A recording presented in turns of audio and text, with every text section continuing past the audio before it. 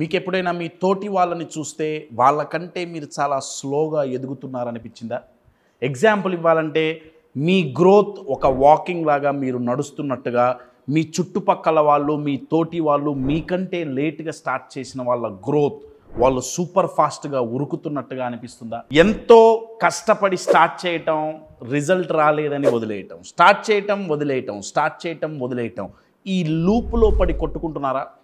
కొన్నిసార్లు repeated failures and rejections చూసేటప్పటికీ సక్సెసా నా వల్ల అవుతుందా, నాకు రాసి పెట్టలేదులే, నా వల్ల కాదులే అన్న నిరాశ నిస్పృహ వస్తుందా?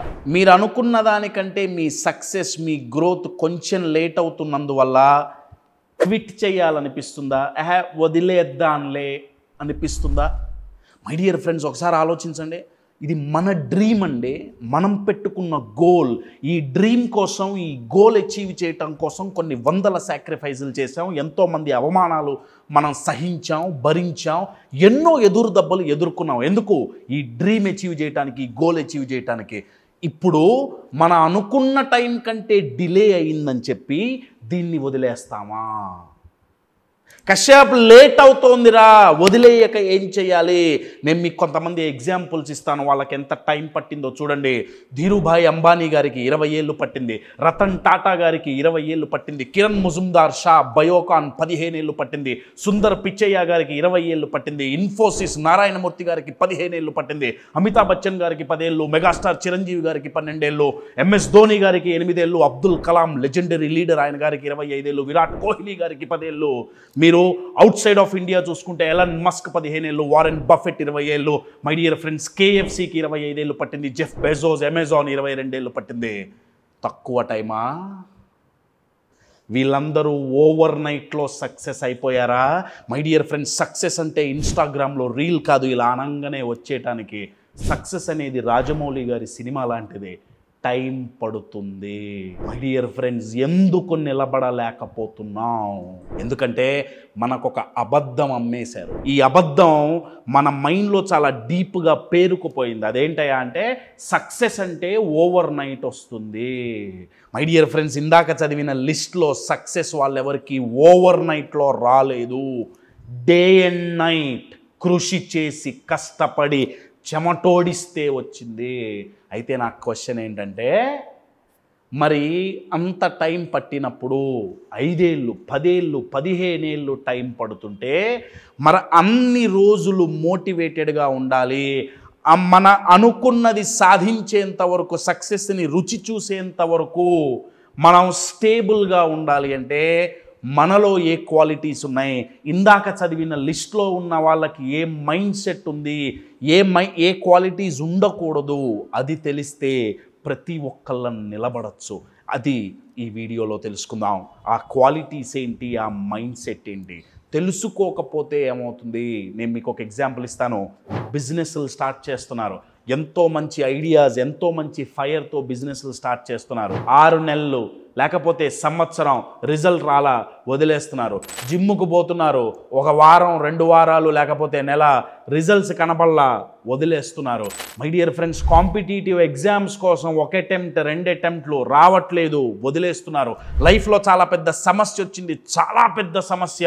ఒకసారి ప్రయత్నించారు, 2 సార్లు ప్రయత్నించారు, రిజల్ట్ కనపడలేదు, లేదా అనుకున్నంత కనపడట్లా, వదిలేస్తున్నారు. మై డియర్ ఫ్రెండ్స్, మనం వదిలేయటానికి పుట్టలేదు. మనకున్న నెగిటివిటీని, మనకున్న దరిద్రాన్ని వదిలించుకోవటానికి పుట్టాం. అది ఛాంపియన్ మైండ్ సెట్ అంటే.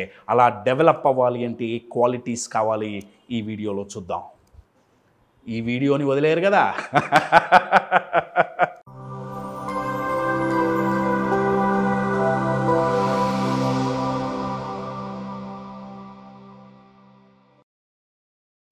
ఎంవిఎన్ కశ్యప్ ఒక అమేజింగ్ లైఫ్ కోచ్.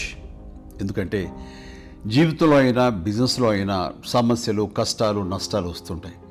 అటువంటి టఫ్ టైమ్స్ని ఎదుర్కోవాలంటే మన మైండ్ టఫ్గాను అన్షేకబుల్గా ఉండాలి.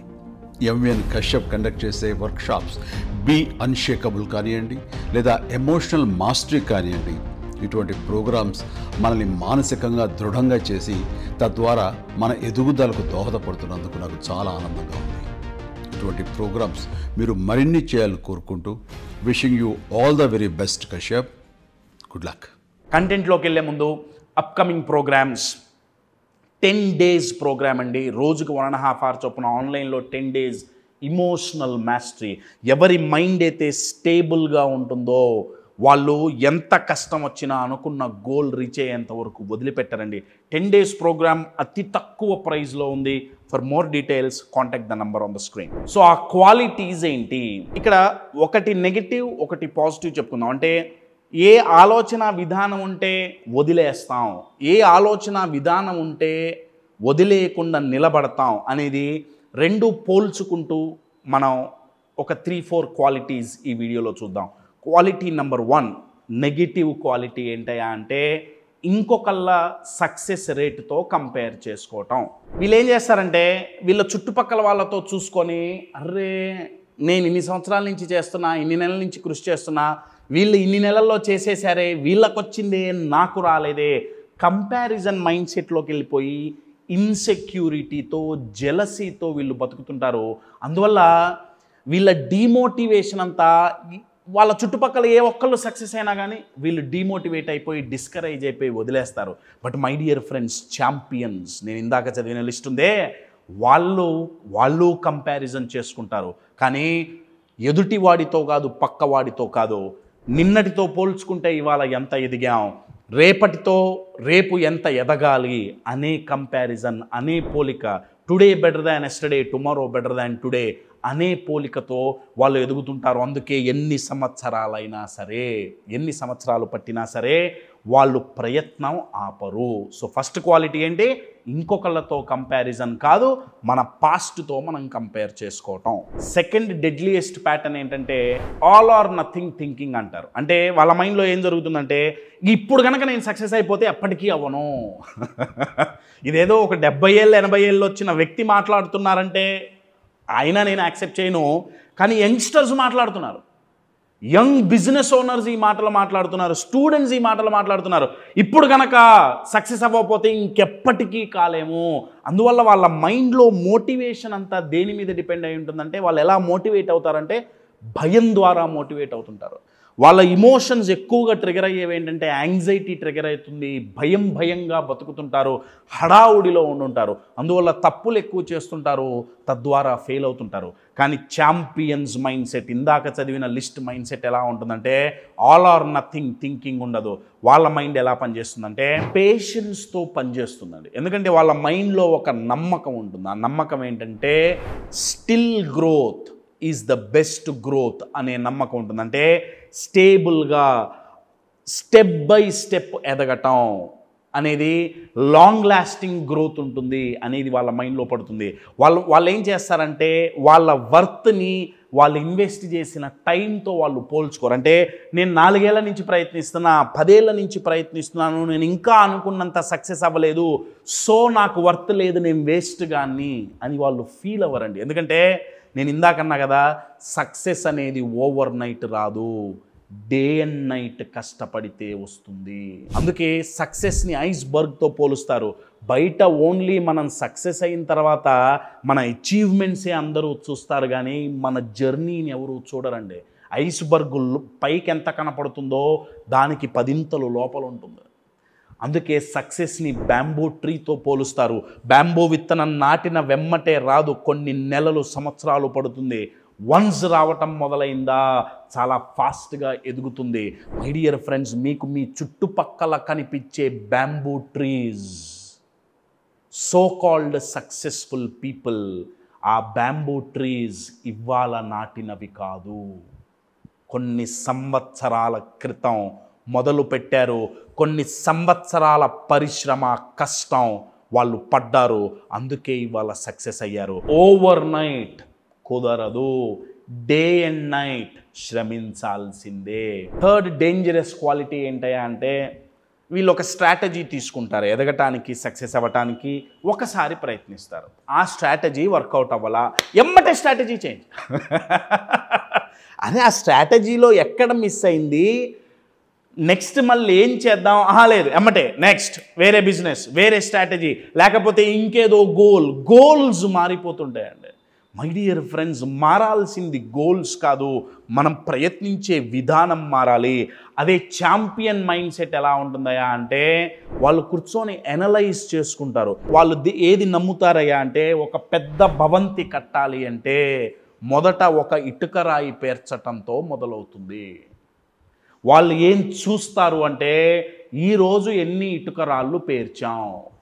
వాళ్ళకి తెలుసు మనం కట్టాలనుకున్నది చాలా పెద్ద భవంతి, టైం పడుతుంది, జనాలకి చూడటానికి ఇటుకరాళ్ళే కనపడతాయి. వాళ్ళకి మనం ఏం చేస్తున్నామో తెలియకపోవచ్చు, కానీ వాళ్ళు ఏం చేస్తారయ్యా అంటే, ఏం చూస్తారయ్యా అంటే, ఆ అయిపోయినప్పుడు ఆ భవంతి ఎలా ఉంటుంది, ఆ సక్సెస్ ఎలా ఉంటుంది, అది చూసి నిలబడతారు. రోజుకి ఒక్క ఇటుకరాయి పేర్చినట్టే. అంతేకాని ఒక రోజులో అవ్వలేదు, ఒక నెలలో అవ్వలేదు అని వదిలేసుకుంటే, ఇందాక నేను చెప్పాను కదండి, ఇది మన డ్రీమ్, ఇది మన గోల్. మన డ్రీమ్ని, మన గోల్ని వదులుకోవటం ఒక మానసిక ఆత్మహత్య. ఇది మీరు బాగా గుర్తుపెట్టుకోండి.